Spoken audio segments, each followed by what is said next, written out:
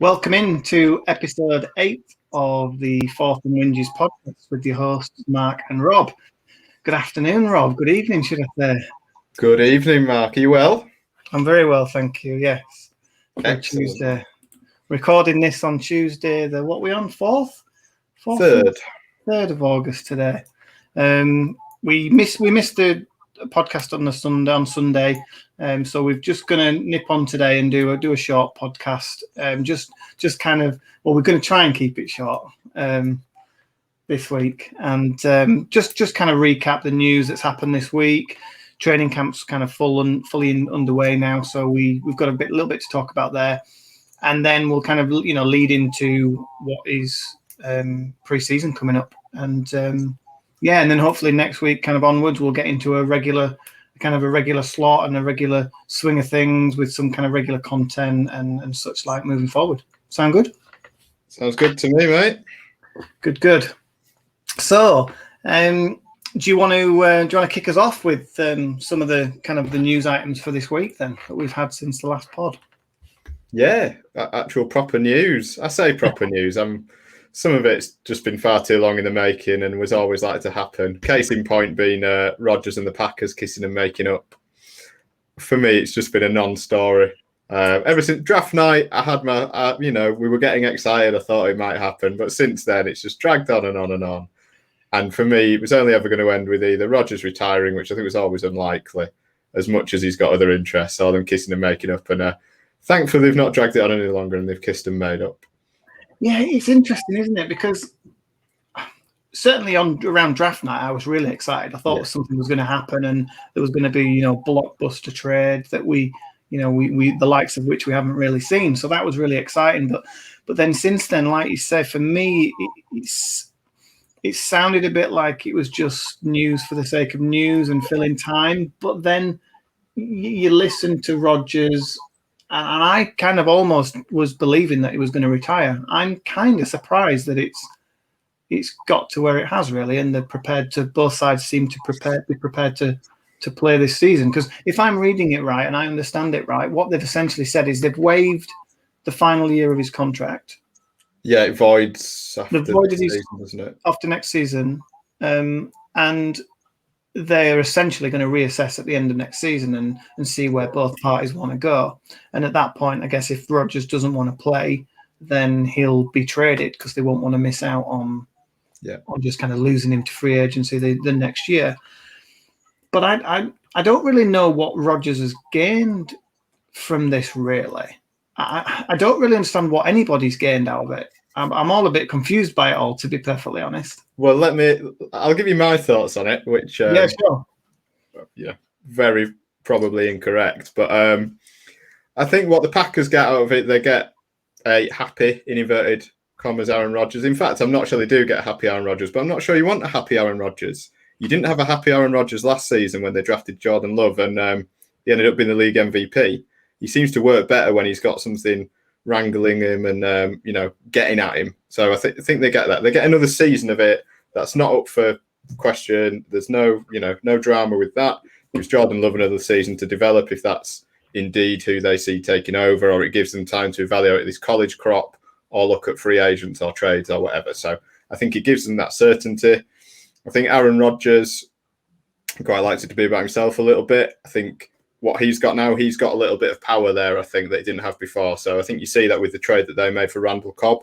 They would not. There's no way the Packers are going out and trading for Randall Cobb unless they absolutely had to, as like a little bit of a kiss and make up present for Aaron Rodgers. So I think Packers get that stability. They know they've got it for another season. They can run it back for one season, and it gives them another chance. It extends their Super Bowl window.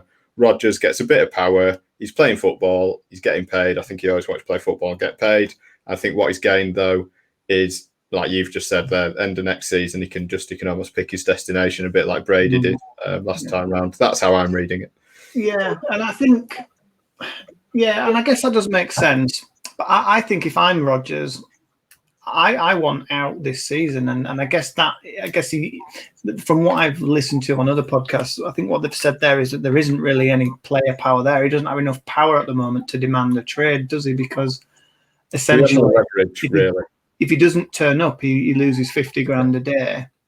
for not turning up. So he's going to lose out massively financially if he doesn't play this year. So there's no kind of power for him there to kind of demand the trade. That was a new CBA, wasn't it, that they brought in last season? Yeah. So that's removed a lot of the holdouts, really. But yeah. So I guess from that point of view, I guess it does make a bit of sense for either party. But yeah, I mean, let's see.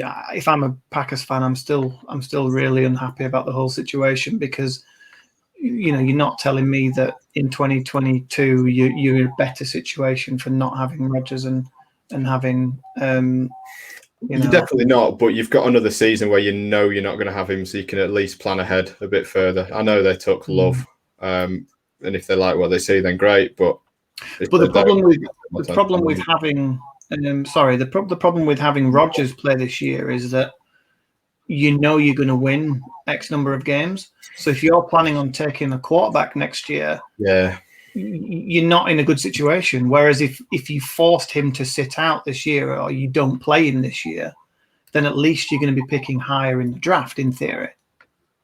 Maybe this is all a smoke screen and they'll now go and trade him. Yeah, I'd love to see that. I just don't want him to come to Denver. That's my issue. I don't want him in the AFC West, really, I don't think. Well, I do and I don't. I do, as long as we can still beat them every year twice. But yeah. So I thought the Cobb trade was interesting. Though it's like you said, it's clearly Rodgers being given, showing a little bit of faith there to try and appease him. But how old is Randall Cobb now? He must be in his 30s, if not approaching. And he's yeah. Again, the slot, isn't he? He's not going to be a massive part of that offense, I don't think. Who did they draft? They drafted Amari Rodgers, didn't they? They've got still got. Still got MVS there. Valdez Scantling. Obviously got Devontae Adams, Tonyan at tight end. Well, that's the other thing that I find really interesting is how it fits in with Devontae Adams, because now that tweet maybe does make a bit more sense that they both put out around, it's being the last dance. I think we touched on it briefly last week, but that does make a little bit more sense now, because it does sound like this is the last year for both of them. And again, as a Packers fan, you've got to be really annoyed about that, because you are losing your best two players, and I mean, you can't even win a Super Bowl with them. How on earth are you going to win one without them? It's not a very nice time to be a Packers fan. But I think, as you said last week, I'm not going to cry for them too much. Going from Brett Favre to Aaron Rodgers, they've had a good run, really, haven't they? Absolutely. Yeah. So the other top quarterback story anyway is obviously Carson Wentz and his glass body. He's becoming more and more like Darren Anderton every year. There's always something with him, isn't there? And he's now had this further setback with a foot injury that might sound like it might be an old injury that's kind of come back to haunt him. I think it might be a Liz Frank injury, which is what Cam Newton had his last season at the Panthers. And if you remember, he was out for quite a while. He was on about coming back, and he never quite made it on the field. So I don't know if clearly I'm not an injury expert. I don't know if there are different degrees of sort of injuries in those terms, but the timescales sound good. But if there's any complications, and as you say, I don't think he's ever done a full season, really, other than maybe last season when he got benched at the end of it anyway. So yeah, I heard that it wasn't a Liz Frank, because if it was, it would be a season-ending injury. Okay. Obviously I'm not no expert either, but that is what I've heard. So hopefully for his sake it isn't that, because they're looking at 5 to 12 weeks depending on recovery, how he recovers. But I'm going to say to my boss at work, I'm going on holiday and I'll be 5 to 12 weeks and just see how that goes down. If it goes down well, let me know. Yeah, I will. But I think what it's going to do, especially if it's up towards the 12 weeks, it's going to put pay to that trade clause, isn't it? That he's not going to be able to reach, which is good from an Indianapolis point of view, I guess. Well, that's the intrigue for me, because the terms of the trade, it was a second round conditional pick, with the condition being that if he plays 75% or more of the Colts snaps this season, then it goes up to a first. So yeah, good news for the Colts. In theory, I'm sure they'd rather have Wentz playing since they've traded for him. But yeah, interesting sort of for the Eagles. And I think that has an interesting knock-on effect to sort of, a potential Deshaun Watson landing spot. Because for me, not that we don't care about Carson's injury, but I'm just going to digress a little bit here. The Eagles would be one of the teams that would take a chance on him. They've already got 2 first-round picks next year. That would give them 3. They've got a young quarterback, who I know that you're not particularly high on. I don't think I am either, but it gives the options to the Texans to have a look at a young quarterback that potentially could be their future, or at least gives them somebody competent that they can then put in place and have a look at. Yeah, it's very interesting and the whole Eagles setup is really interesting, because from what I've been hearing and reading, Hurts has been playing quite well so far. And again, you've got to kind of take it with a pinch of salt, haven't you? But I'm really interested to see how he does play if he gets on in preseason. Because I'm not his biggest fan as a thrower, just like I'm not Lamar Jackson's biggest fan as a thrower. But at the end of the day, his legs give him an aspect that will make him they kind of bring up his floor, if you like. His ceiling might not be that great. He's not going to be the best quarterback in the league, but he's not going to be in the worst quarterback either, because he can make play with his feet. So yeah, it's an interesting one, in the Eagles situation. In a way, I can probably see them not winning very many games this year and being straight out for a quarterback again next year, especially if they don't fancy getting involved in the whole Watson shenanigans, because I know I wouldn't as a GM at this point. I'd want to be taking a wide berth, I think. Well, I think that's a good thing with the Eagles. They've given themselves options so that they've got 2 first-round picks, potentially 3. They've got quite a lot of flexibility there, really. So I think it's a good job from Howie Rosenthal to bring that situation round. And I'm with you. I don't think they're going to be particularly great, especially in that division. You've got the Cowboys, who I think should be good. with Dak back and all the weapons they have. They just need to improve defensively.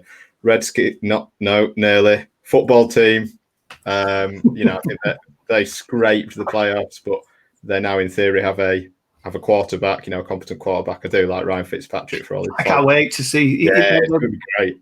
They're one of the top 5 teams I'm going to be watching this year, I think. It should be fantastic. Yeah. I'm very much looking forward to watching it. I love Ron Rivera as well. Then, yeah, it'd be great. Jumping back to Carson Wentz, options. What are you thinking if you're the Colts? Well, I think that what they should do, this is never going to happen in a million years, because the NFL is like this. But they should pick up the phone to Jacksonville. Yes, that's what they should do. They should. They should get Trevor Lawrence. I mean, Gardner Minshew. No, they should go on. In my opinion, they should go and get Gardner Minshew. And I say that some people think he's a bit of a joke, and he's all about the, his crazy attire and his beard or his whatever. He's played on an under par team with a pretty poor offensive line, and in parts looked good. Looked like a more than serviceable quarterback. You put him on the Colts team with one of the top 5 offensive lines in football. I say that, and I just read earlier on today, actually, that Quentin Nelson looks to have come off in training today, I think, and he's picked up an injury.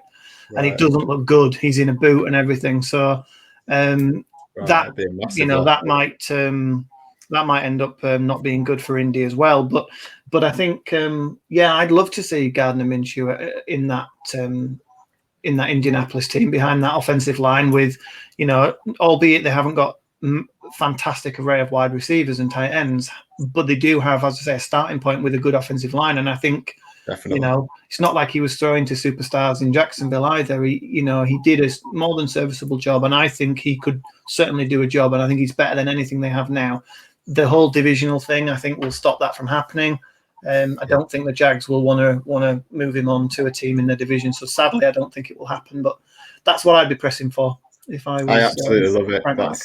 That was my first instinct. Go and get Gardner Minshew, give him an opportunity. Yeah. I think he'd be good. He's certainly better than Jacoby Brissett, who they trotted out the year Luck retired. And I think Jacoby Brissett's serviceable, but I think Gardner Minshew you know, he's maybe not. I think he could be a starter in the right situation. I would like to see him given that opportunity, because last season they wanted, you know, clearly we were tanking. Nobody believed in him. Nobody backed him. He got dropped for Jake Luton, for Mike Glennon, and there was no way that was fair on him. It was just purely to lose games. He was too good. He was too good. He was too good. Yeah.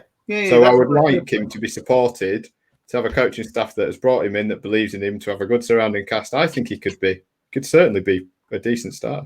And another point from the Jags' point of view, though, I mean, you don't want to just be getting rid of your backup quarterback if he's good, just because you've got a starting quarterback. So, you know, from a team building point of view, the Jags probably shouldn't let him go anyway, because he is. I'd just like to see him set free, to be honest. Yeah, no, I agree with you wholeheartedly.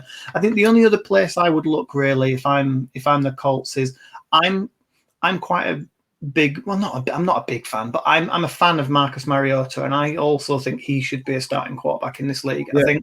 I think Tannehill proved that just a new place, you know, changing scenery can be a really good thing for a quarterback. And I think he lost his way in Tennessee, and he's proven in the little time that he's had with the Raiders that, you know, that he can still play football. And I think, again, though, I don't see that Oakland would want to get rid of their backup quarterback, because I don't know where they're going after this year with Derek Carr. So that's another story in itself, probably. But that's another place I would look. And the other one, this is maybe a bit more contentious, and I think this is less likely to happen now. But if the Carson Wentz injury continues and he kind of is still out in 8, 9, 10 weeks, I would say don't rule out Jimmy Garoppolo, because the 49ers are going to have to at some stage move to Trey Lance, and they're going to want to cash in. And again, maybe they'll be scared away from by his injuries, but maybe not if they're prepared to take a chance on Wentz. So I think, you know, Garoppolo, again, I'm not his biggest fan, but I think he's more than serviceable. And behind a good offensive line with a good defense around him and a, you know, good solid team around him, he's proven he can win. So yeah, definitely good shout. No, I've not thought of either of those, actually, to be honest. I like those. Definitely like those.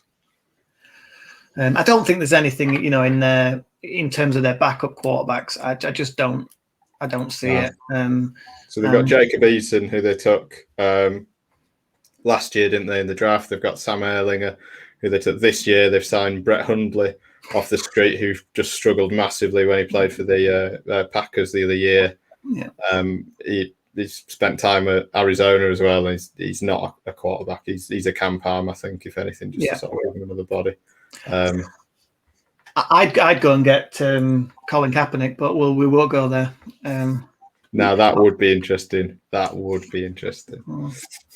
I like it. I don't think the politics will ever allow that to happen either. I just think that with people have just gone past that. But we won't go there. We won't go there in the podcast. We're keeping it short, aren't we? Yeah, we'll do a whole special episode devoted entirely to that. So the next bit we wanted to pick up on, I guess, is just the news, new contract news. Nick Chubb getting a new contract at the Browns, signing a 3-year deal, I think. Yeah, 3 years, 36.6 million. Of that, 20 million is fully guaranteed. I mean, I fully expect him to see out this contract. He's only 24 years old. It puts him in. It's not a crazy contract. He's now the terms of sort of annualized salary. He works out of the 6th highest paid running back in the league. He's behind, I think, McCaffrey, Cook, Kamara, Henry, and one other. I think it's a good deal for Cleveland. I think Nick Chubb he's probably underrated a bit. I don't think he probably gets the pop that he deserves. He was fantastic last season. I know he sort of had an injury and things, but he's a great running back. He's the next Derrick Henry for me, I think, if not sort of Derrick Henry light already. Great 1-2 punch they've got with him and Kareem Hunt. Best 1-2 punch in the league at running back. Locks him up for 3 years. By that point, he'll be 27, 28. If they want to move on from him, then pick somebody else up in the draft, they can do. So I think a good deal for both teams, really, but good to get him tied up. Yeah, I was surprised when I read that it was the sixth highest paid running back. That to me didn't seem like a lot of money, but I guess that again is the whole issue around running backs, isn't it? And the fact that they don't get paid maybe as much as the running backs themselves think they should get paid, and that's why sometimes you can have running backs holding out and all the rest of it because they want to get paid because they've got the shortest lifespan of most players in the league, so they want to kind of make the most of the years as well as they can. So I'm chuffed for him. I'm quite surprised that it's only a 3-year deal because, like you said, he'll only be 27 when he kind of comes to the end of that deal, and you kind of then in this window where he's probably still going to be good for a couple of years. Yeah. Do you want to give him another contract, or do you want to move that? Because that's when you can then get into trouble when you give in 27, 28, 29-year-old running backs 3-4 year deals. That's when you can start getting into trouble. So it's an interesting one from a time period for me. But I definitely agree. He's one of the better running backs in the league for sure. And I totally agree with you with regards to Kareem Hunt as well. I think it's the best 1-2 in the league for sure. And again, I can see them having another good season, Cleveland. Yeah, definitely. I think the timing thing, as you say, there is interesting. I don't know if it's to do with Paul D. Podesta, who's in the background, who is the Moneyball guy that was originally at the Oakland A's. Yeah, Browns are one of the teams in the league, so probably not, if not the team, that the biggest on analytics at the moment. So I don't know if that's factored into it. They've looked at when running backs tend to peak, when they tend to drop off, and they've kind of pitched it at 27 years old, he will still be an asset, but then at that point he starts diminishing, and it makes more sense for us to then spend a pick at running back. So that's my thinking on why that. And I agree. I think it could well be that, and it will be really interesting to see that when that happens. Because if they just straight up move away from him and he's still playing well, then it suggests that that's very much what they're talking about and what they're doing. And again, me, I like the analytics side of it, and I'm all for that. In terms of working like that, go ahead and get, when he's in his final year of his contract, go and draft one of the top running backs in the league, and that's what you do, isn't it? That's how you manage your salary and all of that. So yeah. The other interesting thing is they're going to have to do a contract for Baker Mayfield at some point as well, so they need a bit of wiggle room salary cap wise to do that, assuming they want to do it. Well, they will do it. They absolutely will do it. I think they will. I think it's a really interesting season for him, because I think if he has another good season like he did last year, I think he'll go and he'll get that big contract. But if he struggles at all this year, I think it puts him in a really interesting position. Yeah. It's going to be interesting to see how he plays this year. Yeah, I agree. Deshaun Watson, we touched on him briefly earlier, didn't we? And I think very interesting. Again, I think that he turned up for training, and it's a really weird situation though, because clearly he doesn't want to be in Houston. Clearly he's got the legal problems. Houston probably don't want to be seen to be wanting him around, because it's a really bizarre situation. And but then I heard that he turned up for training camp day one, but I don't believe he was there today. So I was just going to say, I don't think he was there today either. No, so I think something might be happening there potentially. I don't know. But it's a really interesting one. I mean, I just think that I was listening to a podcast the other day, and they were talking about precedent. I think it was the Lindsay Rhodes podcast that I was listening to, I think, which is a really good listen if you don't already listen to it. She gets some really good people on, and she's one of the better NFL Network analysts. I think she's really good. And she was talking to somebody who has a history in the NFL, I think, in football, but I think he is a lawyer now potentially. So, and he was saying that all he can comment on is he doesn't know the ins and outs, but he just is looking at it from a precedent point of view.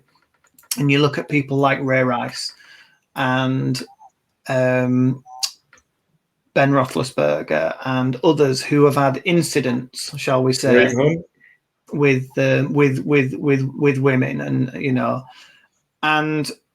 these are one incident that's kind of happened, and they've all, I think, missed 6 games at least. Right. And you've got a scenario here where there's multiple claims, 22, 23, 24, whatever it is at the moment. Allegedly. If any of these are proven to have any merit, it's going to be at least 6 games. It has to be. If more than one of these are kind of proven to have merit, then I just don't see him playing this year at all. And if the worst happens and he gets convicted of all, he might even be going to jail. It's just a really bizarre. I think it's just a civil case. Oh, is it? Right. Okay. So it's just bizarre, and I just don't. I'm surprised in a way that Houston haven't just gone ahead and waived him. I know you don't want to do that because what happens if it all blows over? If it was any other player, if it was a wide receiver, if it was a running back, if it was a tight end, if it was a defensive tackle, if it was Aaron Donald even, but because you're a 25-year-old quarterback who is on his day top 3, certainly top 5 in the league, all the rules go out the window, don't they? I agree. With anybody else? I've not dropped him from my fantasy team. Where are your morals, Rob? Can you imagine the waiver claims that would fly in there? Oh, you what? Yeah, exactly. Every man and the dog would want a piece, wouldn't they? Oh, no, yeah. But yeah, it's just such a bizarre situation. I can't think of somebody really that's this high profile. Well, again, Roethlisberger did have something. I guess there was Zeke, wasn't there, a couple of seasons ago? But that wasn't as concrete as this is. No. Jameis Winston and his antics when he was at college as well, and the thing with the Uber driver. But nothing seems to be happening with it, though. That's the thing that I don't get, is that what's the timeline? I just don't understand when it's going to move forward or how it will move forward. It's just all very bizarre, and I think you would expect him to have been placed in the commission exempt list by now. Yeah. Whilst this is pending, but I think what I read the other day was that this might possibly not come to court until February, March time next year. So I think they were hoping it would be sooner than that, and they were sort of playing the waiting game. But they're going to have to make a decision at some point, because if he is allowed to play this year, then I think the likeliest place for him to play is the Texans, to be honest, because I don't think anybody's going to want to trade for him. No, that's the thing. If that's the case, if this isn't going to see any light of day in court until next year, then you're absolutely right. In my opinion, the only place he's going to play this year is Houston, if he wants to play in Houston, and he's saying that he doesn't want to. So, and if I'm them, I don't know that I want him to play, to be honest, because again, you're going to win games, and well, maybe not with that roster actually, but I don't. Yeah, it's just not now they've lost Randall Cobb. Sorry, say that again. Not now they've lost Randall Cobb. Oh. Yeah, could be a deal breaker. Yeah, but let's move on from Deshaun Watson here. I think the NFL as a whole would love to. Just as a last sort of comment, I think if anything did happen, and let's say it came out that he was going to have a 6-game suspension, for argument's sake, then I think you would see him get traded very quickly. I think that would change it completely. Some teams would go, right, 6 games, we can deal with that. Let's get him. Absolutely. Once we know what the punishment is or what the result is, whatever that may be, even if they turn out, the only way that doesn't is if it's one of these Josh Gordons where he's suspended indefinitely, then I think that changes things. But if there's a number assigned to it, whatever that number is, even if it's a season or 2 seasons, I still think somebody trades for him. Definitely. But they've got to know what they're dealing with, and I think that'll be the key. Yeah. So, so free agent signings, there are a couple of interesting ones, I think, potentially that happened this week. So we were talking about Devontae Freeman last week, weren't we? And a potential that he could potentially get back to Atlanta, where he had a little bit of success, but he's actually signed with the Saints, I believe. Yeah, I thought that was interesting. They've got Latavius Murray there at the moment backing up Kamara, and he's done a great job for the past couple of seasons as he's been doing that. When he's needed to step in, he's had some great games, but I think it probably just gives him a bit more flexibility. Yeah, if Freeman can be fit, he's a good player. He's not the player he was, but he certainly gives him a bit of a different option in terms of receiving backs, and maybe put some different packages together, especially if they're going to be starting Hill or somebody at quarterback. I don't think there's no risk or anything assigned. They could cut him fairly easily, but I thought it was noteworthy just for the fact that they clearly want to sort of try and upgrade a little at that position and maybe try something a bit different and maybe not, maybe manage the snap count for Kamara slightly, shut them into some different plays. Yeah, no, definitely. And then the other one that we've kind of made a note of is Justin Houston, a very popular player in my mind for his time, obviously, in Kansas City. Going to the Ravens, not a fan of the move, obviously, keeping him in the AFC and probably see him once or twice this year. But to be fair, he's 32, 33 years old now. On the downward spiral, but he's a very good player, and even in his latter years with us and the year I think he had did he have a year or two in Indy beforehand? Yeah. Still able to get sacks, still able to help for sure as a rotational guy.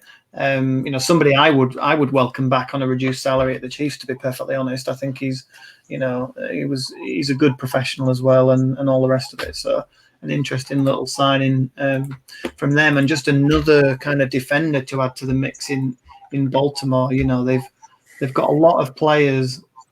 They seem to be stacked on defense, especially on the defensive line.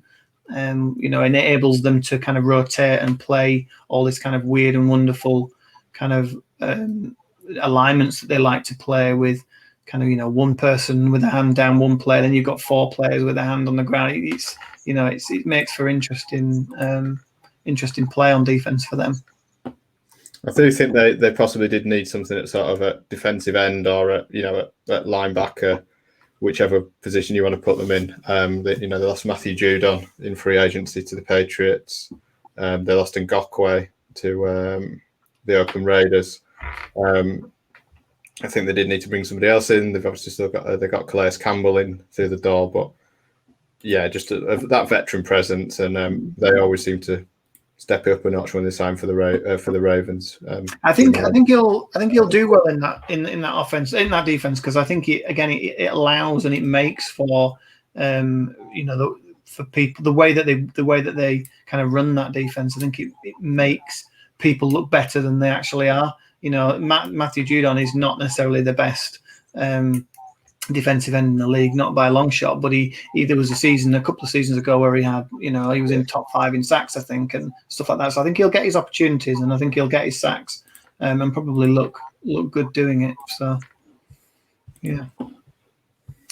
And then I guess the last thing that we want to touch on really is football. We actually have, the next time we get together, we will have albeit pretty meaningless, but a game of football to comment on.